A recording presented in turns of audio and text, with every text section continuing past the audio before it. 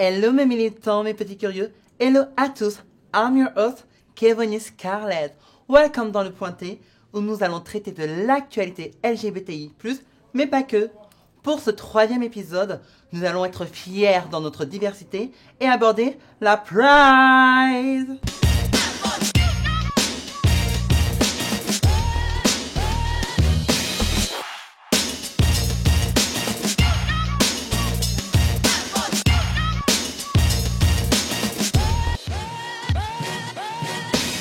Il est temps de vous en dire un peu plus sur la Pride. Je vais tenter de vous raconter son histoire depuis la première marche du 28 juin 1970. 50 ans de mobilisation, ça se fête et se raconte. Car l'évolution de la Christopher Street Liberation Day March à New York exergue les relations inter- et extra-communautaires de la communauté LGBTI+. L'idée que les divers membres de la communauté se rassemblent et exposent fièrement leur droit d'exister lors d'une marche était assez novateur, audacieux et dangereux pour l'époque. Mais il faut savoir qu'il existait déjà le Annual Reminder. Ceci n'était qu'une mascarade qui regroupait des personnes gays et lesbiennes dites politiquement correctes, c'est-à-dire des personnes blanches de la haute société. Rien que cet exemple permet de comprendre l'ordre des lettres dans l'anagramme LGBTI+. Ordre qui correspond parallèlement aux périodes d'acceptation et de reconnaissance des différents membres de la communauté, tant par l'OMS que les ADELF et les alliés de la communauté. À la suite de différents événements et après un an de préparation avec divers groupements de défense des droits de la communauté, la Gay Pride est née, qui ensuite s'est appelée Marche des Fiertés, mais aussi Journée des Fiertés, pour rendre plus inclusive cette journée. Mes amours, j'ai tant d'anecdotes à partager sur l'histoire de la Pride en France, aux USA, dans le monde, mais ça on en parlera dans un autre épisode ou sur les réseaux sociaux. Le tout premier drapeau arc-en-ciel a été utilisé comme symbole du mouvement LGBT et a été conçu et réalisé à la main par le graphiste et militant américain Gilbert Baker, à l'époque âgé de 27 ans, pour la Gay and Lesbian Freedom Day Parade de San Francisco. Oui, je sais, c'est un peu long. Qui était le 25 juin 1978. L'origine du drapeau arc-en-ciel n'est pas vraiment établie, mais il semblerait que ce soit une volonté de représenter toutes les orientations sexuelles au sein de la communauté, d'où le drapeau arc-en-ciel. C'est d'ailleurs ce que défend Gilbert Baker, qui donnera une signification à chacune des 8 couleurs utilisées. Saviez-vous que par le passé, certaines couleurs servaient de référence pour que les membres de la communauté se reconnaissent entre eux, quand cela n'était pas imposé par un pouvoir comme un symbole de stigmatisation? Maintenant qu'on en sait un peu plus sur le mouvement de la Pride, il est temps de trouver l'inspiration pour porter haut et fort les couleurs de la vie. Bonjour tout le monde et bienvenue à l'émission T'es belle. C'est aujourd'hui Raphaël qui vous parle. Enfin, vous me connaissez plus souvent sous le nom de Dolly Page, la drag queen. Mais aujourd'hui, c'est en tant que Raphaël que je présenterai cette magnifique émission. Aujourd'hui, nous recevons notre chère Elsa Castro-Alves, c'est bien ça, oui, maquilleuse professionnelle. Et aujourd'hui, on va poser quelques questions pour apprendre à la connaître et en savoir plus sur le métier de maquilleur. Alors, ça fait combien de temps que tu es maquilleuse professionnelle? Alors moi, mon parcours, il est un peu particulier parce qu'en fait, j'ai fait une reconversion. Ah oui? J'étais infirmière. Ma passion du maquillage a toujours été présente dans ma vie, hein, même quand j'étais infirmière. Et donc, il y a environ 2 ans, 3 ans, en fait, j'ai prise de conscience, envie de nouveau. J'arrivais un petit peu à bout et j'avais envie de me lancer, de me tenter. Je me suis dit, c'est maintenant ou jamais. Et donc, voilà. Et tu es très heureuse aujourd'hui? Je suis comblée parce que c'est ma passion. Donc, franchement, je me vois plus faire autre chose. Quelle école as-tu fait? Alors, donc moi, ce qui m'a permis aussi de faire ma reconversion, parce que financièrement, de faire une école de maquillage, ça coûte très très cher. Donc quand j'ai regardé les prix, je me suis dit, mais je pourrais jamais avec des enfants, etc. Et donc je suis tombée sur le campus des maquilleurs, qui propose un tarif très accessible, donc c'est 190 € le mois. On y va quand on peut. Si à un mois on peut pas, c'est pas grave, on n'y va pas et on ne paye pas. Et on perd pas notre place non plus.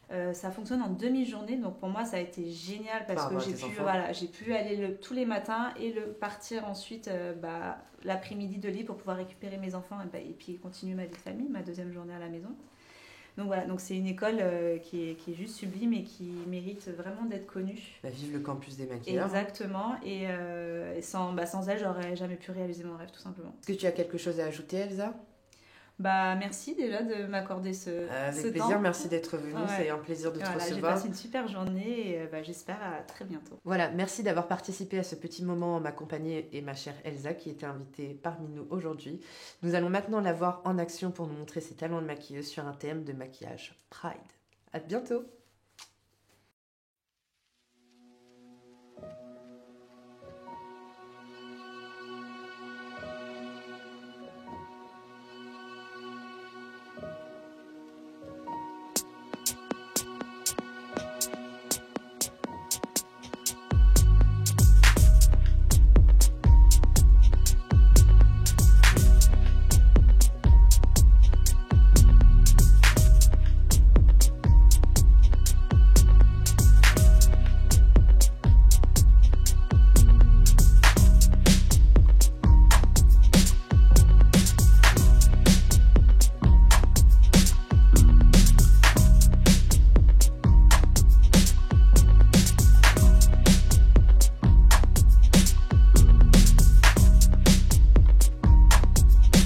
Merci à nos intervenants d'avoir mis de la couleur dans nos yeux.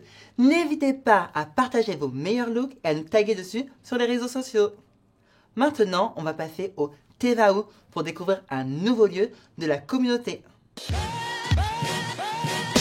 Bonjour à tous, ici Aela pour le 3e épisode du Pointé, la rubrique Tevao. Aujourd'hui, nous nous trouvons en plein cœur du Marais, qui est le centre historique de la cause LGBT, au centre LGBT, au 63 rue Beaubourg.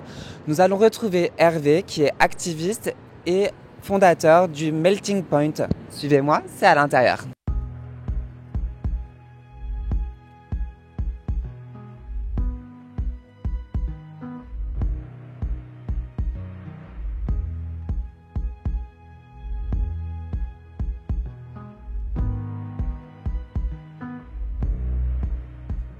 Nous voici donc à l'intérieur du centre LGBT dans la salle de réunion de l'association où Hervé nous accueille. Merci de nous recevoir aujourd'hui.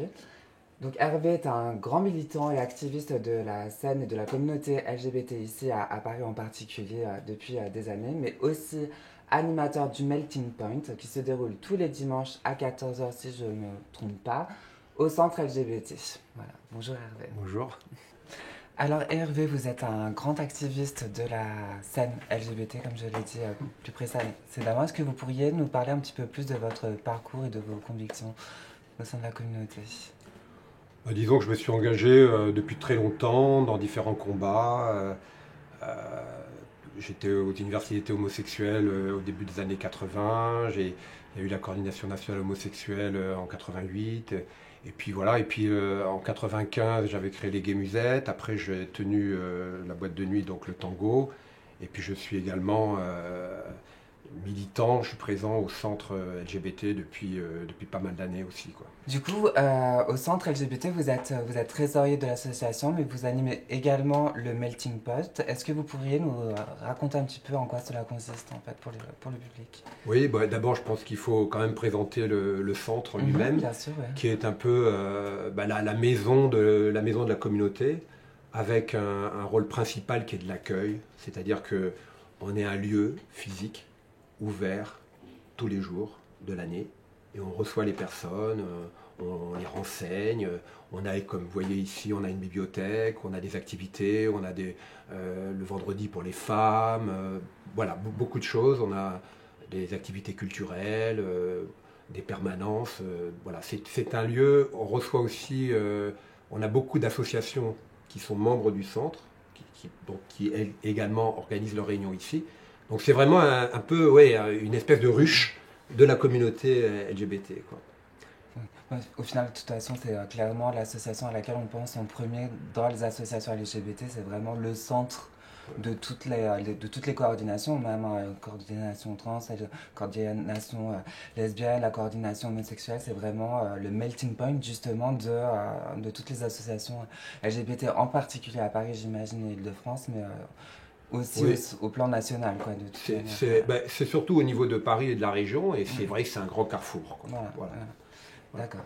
Avec donc un accueil spécifique le dimanche, que l'on appelle donc le Melting Point, qui a été créé donc il y a 2 ans pour faire face à l'afflux, enfin la fréquentation importante des personnes demandant l'asile, des personnes LGBT demandant l'asile. Donc il y avait visiblement un problème particulier, il a fallu y faire face, et donc on a créé cet accueil le dimanche pour aider ces personnes qui venaient en grand nombre ici au centre, quoi. Et on en a parlé tout à l'heure, mais aussi le but, quelque part, de ce pôle, c'est aussi de mettre en relation les compétences et le temps de chacun. C'est-à-dire que des membres de la communauté LGBT vont mettre au service d'autres membres de la communauté LGBT leurs compétences en langue, notamment en traduction, pour pouvoir s'auto-aider et s'entraider entre nous. Et je pense que c'est aussi le moteur de... Ouais, ça c'est vraiment le principe de base, c'est-à-dire qu'on est là pour organiser de l'entraide.